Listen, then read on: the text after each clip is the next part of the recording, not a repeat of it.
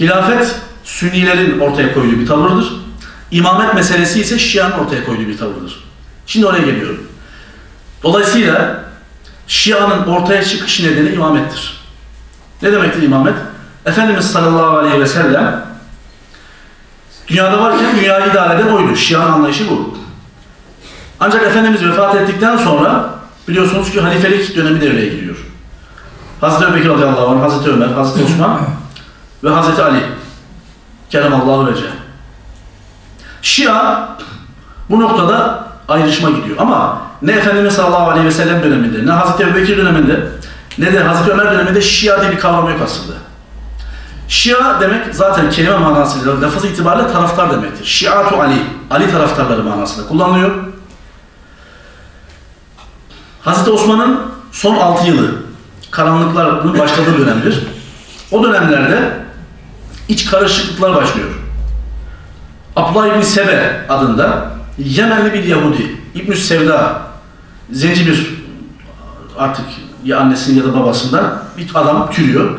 Bu adam Yahudi bakın aslı itibariyle. Bu adam ortaya çıkıyor ve İslam dünyası içerisinde ilk ayrışma tohumlarını atan bu adam. Abdullah İbni Sebe, bu ismi unutmayın. Sebeiye mezhebini kuran derler ona. Ve Şia'nın ana temel fikirlerini oluşturan odur. Ama bugün Şialara sorsanız Abdullah İbni Sebe'yi kesinlikle inkar ederler ama Abdullah İbni Sebe'nin ortaya koyduğu vasi meselesini kabul ederler. İmamet meselesini Abdullah İbni Sebe ortaya koymuştur. İşte ricat meselesini, Mehdiyet meselesini, velayeti fakih diye bugün ifade edilen, İran'da kullanılan ve Mehdi-i Muntazar kavramını, Hazreti Ali tekrar dünyaya geleceği hususunda ilk İslam dünyası içerisinde karışıklığı koyan Abdullah İbni Sebe'dir.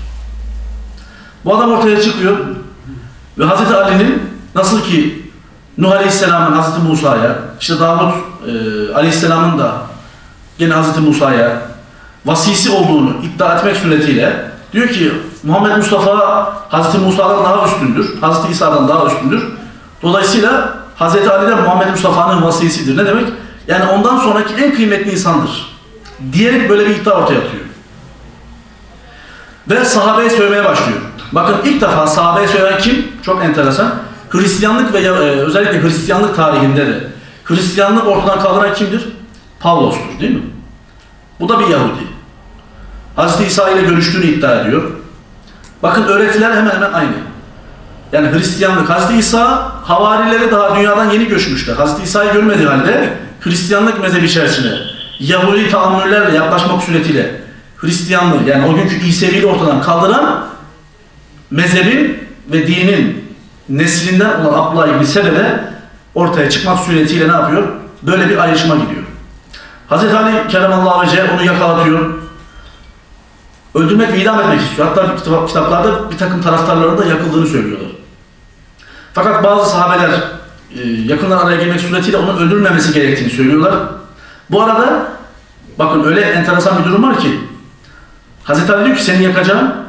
Diyor ki ya Ali ben diyor eskiden senin işte peygamber olabileceğini, çok kıymetli bir insan olacağını düşünüyordum ama sen diyor ilahsın.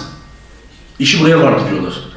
Çünkü diyor senin ilah olduğunu benim anlamam diyor çünkü ancak Allah insanları yakmak suretiyle öldürebilir, cezalandırabilir. Demek ki sen bana bunu bugün görüyorsun ki sende ilahlık tasavvuru var falan gibi böyle sapık fikirlere gitmek suretiyle böyle bir mezhep ortaya çıkıyor.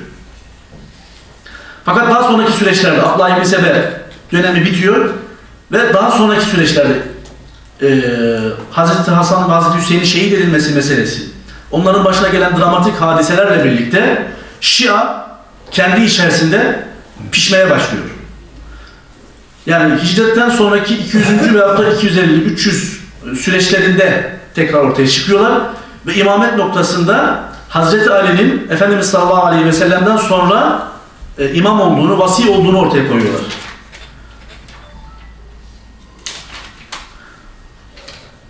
Bakın buradan hatta bir şey göstereyim size. Yani imam meselesi Şia'nın ortaya çıkış meselesi olması hasebiyle وَعَجَبَ مِنْ ذَٰلِكِ مَا ذَكَرَ الْكُلَيْنِ فِي كَافِيهِمْ اَنَّ اللّٰهَ عَزَّ وَجَلَ قَدْ أَخَذَ الْمِيثَاقَ عَلَى جَمِيعِ خَلْقِهِ. Bakın öyle bir iddiası var ki Allah-u Teala yaratmış olduğu bütün mahluktan diyor söz aldı, ahit aldı وَعَلَى اَنْبِيَائِهِ وَرُسُلِهِ ve ül azm minhum. O kadar ki ül azm peygamberlerden de söz aldı diyor.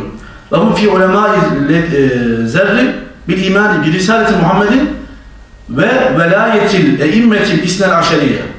İsna aşeriye diye 12 imamın da velayeti hususunda Allah-u Teala güya bunlara göre bütün insanlardan ve peygamberlerden ahit almış.